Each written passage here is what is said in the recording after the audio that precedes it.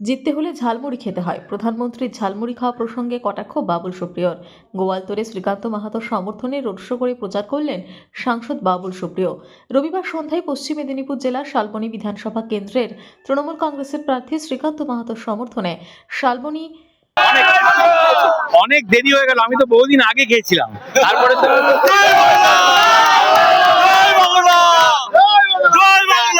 অনেকদিন আগে আমি খেয়েছিলাম এবং ঝালমুড়ি খেয়ে দিদির সঙ্গে কথা বলে রাজনীতির ঊর্ধ্বে উঠে এসব করেছিলাম বলেই ইস্ট ওয়েস্ট মেট্রোটা আমি করতে পেরেছিলাম। তো তখন বিজেপি থেকে অনেকে আমায় গালাগালি করেছিল, দিদির সঙ্গে বসে ঝালমুড়ি খেয়েছো। আজকে প্রধানমন্ত্রী ঝালমুড়ি খেয়ে দিলীপ ঘোষ বা এদেরকে বুঝিয়ে দিলেন যে কোনো ভুল করেনি, জিততে হলে ঝালমুড়ি খেতে হবে।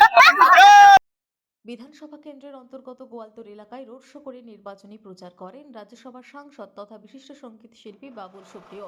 রবিবার সন্ধ্যায় বাবুল সুপ্রিয় রোড শোতে এলাকায় কয়েক হাজার মানুষ সামিল হয়।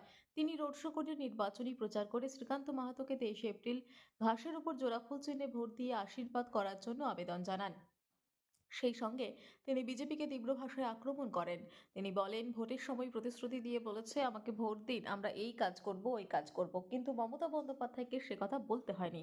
তিনি যা করার আগেই করেন এবং তা অব্যাহত রাখেন। বিজেপির আসল উদ্দেশ্য হলো জাতপাত ধর্ম নিয়ে রাজনীতি করে মানুষের মধ্যে ভেদাভেদ সৃষ্টি করা। তাই বিজেপির থেকে সকলকে সাবধান থাকার জন্য তিনি আহ্বান জানান। সেই সঙ্গে তিনি বলেন, যারা বাংলার উন্নয়নকে স্তব্ধ করে দেওয়ার জন্য চক্রান্ত করে বাংলা ভাষায় কথা বলার জন্য বাঙালিদের উপর অত্যাচার করে তাদেরকে বাংলার মানুষ কোনোদিনই ক্ষমা করবে না। তাই বাংলা বিরোধী, বাংলা ভাষা বিরোধী সাম্প্রদায়িক শক্তি বিজেপিকে বাংলা থেকে রাজনৈতিকভাবে উৎখাত করার জন্য তিনি সর্বস্তরের মানুষের কাছে আবেদন জানান। তিনি আরো বলেন যে, রবিবার সন্ধ্যার সময় গোয়ালতরের মতো জায়গায় নির্বাচনী সভা করছি, তার জন্য অবদান একমাত্র মমতা বন্দ্যোপাধ্যায়ের, যিনি 2011 সালে রাজ্যে ক্ষমতায় আসার পর উন্নয়নের মাধ্যমে জঙ্গলমহলে শান্তি প্রতিষ্ঠা করেছেন।